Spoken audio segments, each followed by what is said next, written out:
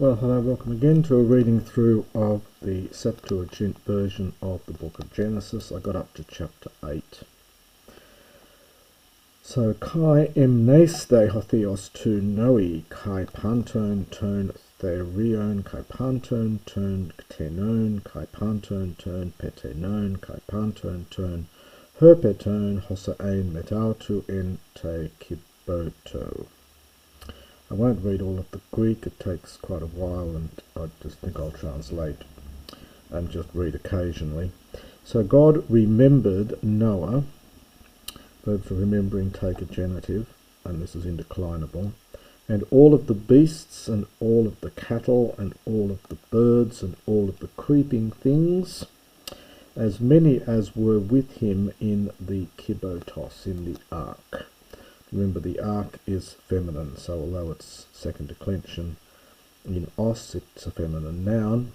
And God, epagen, he brought down a wind, I think for pneuma rather than spirit. Remember, pneuma can translate the Hebrew ruach, which can mean either wind or spirit. Here I think it's wind. Brought down a wind upon the earth, and ekopasen. This is from kopasdo, to cease, to have a rest from. The classical meaning of this was to grow weary, but here it's he ceased the water, that is the rain, I think. Kai epikalopthesan, and the springs of the abyss were hidden, or perhaps were covered over, and the cataracti, the cataracts, we had that word before, meaning waterfall. Here it's a kind of floodgates. So the floodgates of heaven, and the huiatos, the rain, sun eskethe. Interesting, this is an irregular aorist passive form from suneko here, to be enclosed, perhaps withheld. So the rain was withheld from the heaven, and the endidu from endidamai. This has a meaning here to subside. This is a post-classical meaning from endidamai. So the water subsided, going from the earth, and it subsided and literally became less. This is from elatomai. It must be a middle deponent, middle here perhaps, or was made less. So the water was made less, so was diminished, after 150 hemeras days. After 150 days. I'll get this large tome organised here. And the ark, the kibotos, it sat in the 9th month, in the 7th month, and in the 27th day of the month, upon the mountain, the Ararat Mountains. Notice it is plural here. Todd, and the water proceeding was made less, so was diminished, until the 10th month. Perhaps in its imperfect, was diminishing right up until the 10th month. And in the 11th month, on the first day of the month, literally the heads of the mountains were seen. Aorist passive from horao.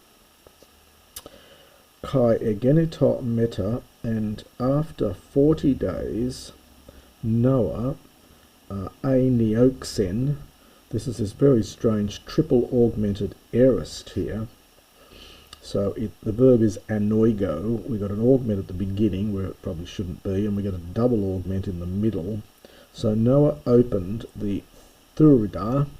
This is the door of the ark which he made, and he sent forth Tokaraka from Korax, meaning a raven, and then articular infinitive of purpose, so as to see if the water this is that kopasdo again we had before, had ceased.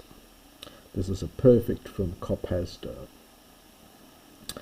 And ex aelthen, having gone out, uk hup estrophen, it did not return until the water had been dried up from the land. So this is from xerino. This is the aorist passive infinitive from xerino, to be dried up from the land. And he sent ten peristeran, he sent the dove before him to see, after him I should say, to see if the water had, we might say, had abated, just a variant word there, so had ceased from the face of the earth. Kai uk hurusa, and the peristera, the pigeon, not having found, from hurisco, sorry, the dove I should say, the dove not having found anapausin, a place of rest for its feet.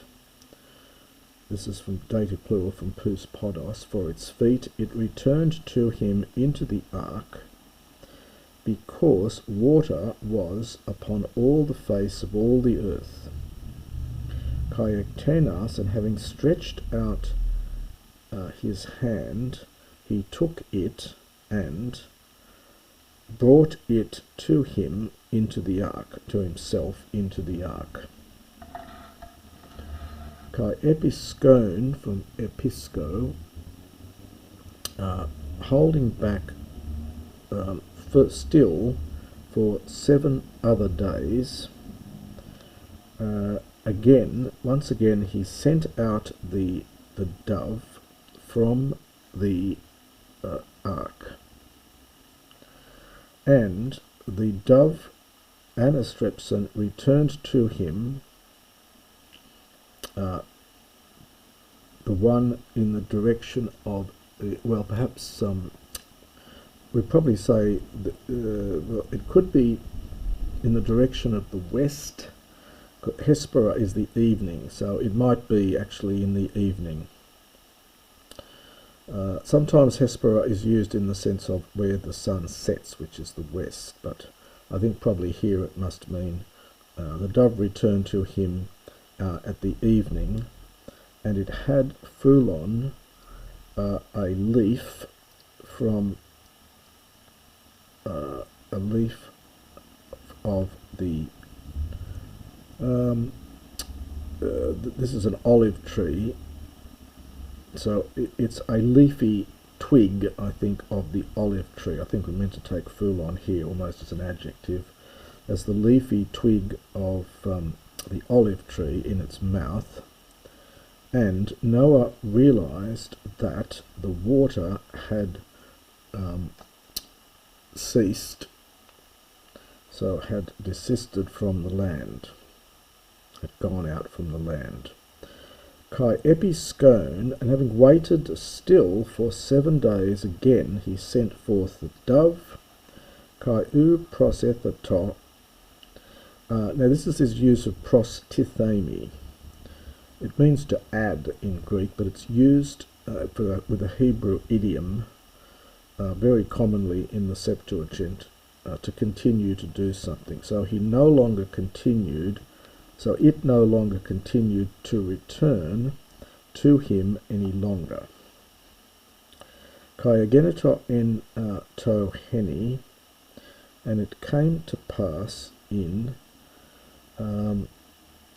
the 600th year and 1, so in the 601st year, I think it is, in the life of Noah, so he was very old, on the first day of the month, in the first month, on the first day, you've got to supply hemera, the first day of the month, and the water ex elepen, well, just another word for left behind, or withdrew from the land.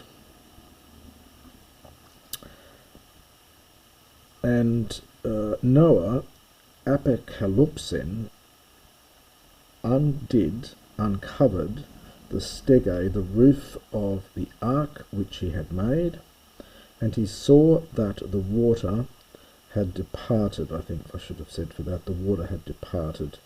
The water had departed from the face of the earth, and in the 2nd month, on the 27th day of the month, the land was made dry.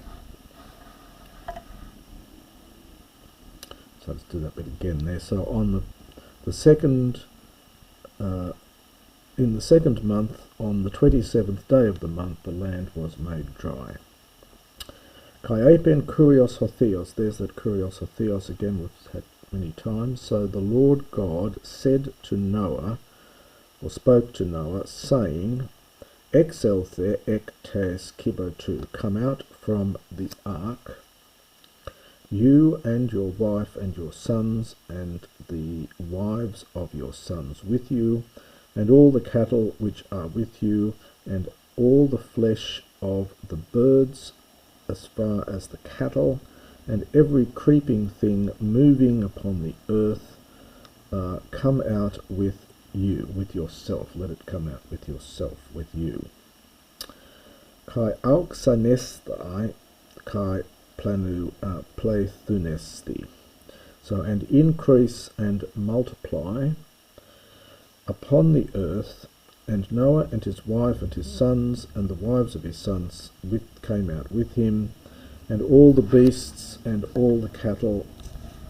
So this up here.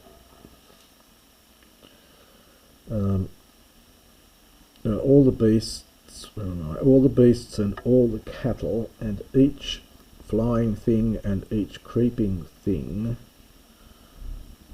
which moves upon the earth according to its kind, ex aelthosan, they came out from the ark. Now here's another example of this. It's very common in the Septuagint. It's sometimes called an Alexandrian aorist, this osan ending. It's normally exalthon, strong aorist, but you get this very interesting form, exalthosan. It's sometimes called an Alexandrian aorist, and I've never seen it except in the Septuagint, and it doesn't reoccur. I don't think I've ever seen it in the New Testament either. And Noah oikodomesen, he built a thusiasterion, an altar, and this of course is the word always used in the Septuagint for an altar to Yahweh. Not the this Bomos is the altar to a pagan god, but thusiasterion is always used of an altar to God. So Noah built an altar to God, and he took from all the cattle, all the clean cattle, all the pure cattle, and from all the birds, all the clean birds, literally, and he carried them up as a holocarposes. So he offered them as a whole burnt offering. The noun is probably a neologism. It's only in Genesis, used in Genesis. The usual word is holocautoma. This is holocarposis, literally a whole fruit. But here it must mean a whole burnt offering upon the altar. And the Lord God smelt, this from osphryno, he smelt the smell, this what is the pleasing smell, and the Lord God said, Dionoethes, having given thought to it, I will, now again this is this prostithemi verb, so I will not continue still, so I will not again, I will not add, literally, so as to katarasasthai, so as to curse the land on account of the works of men, because of the works of men, because the thought of man lies epimelos intentionally upon evil things from their youth. So I will not continue to curse the land because of the works of men, because the intention of man lies, or almost is inherent, epimelos intently upon evil things from their youth. Nor will I continue therefore still to smite, to strike, pasan, all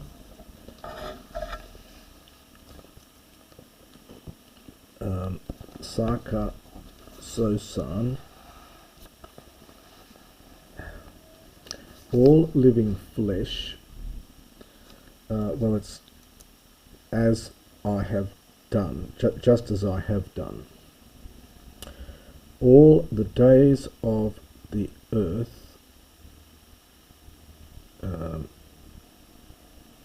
I will not make an end of, I will not cause to cease, or for all days, I will not cause to cease the seed of the earth and the therius moss and the summer or harvest, the cold and the heat, the theros, the summer and spring, day and night. So I will not bring an end of all the days of the earth, the seed and the harvesting, the cold and the heat, the summer and spring, each day and night. And that is the end of chapter 9.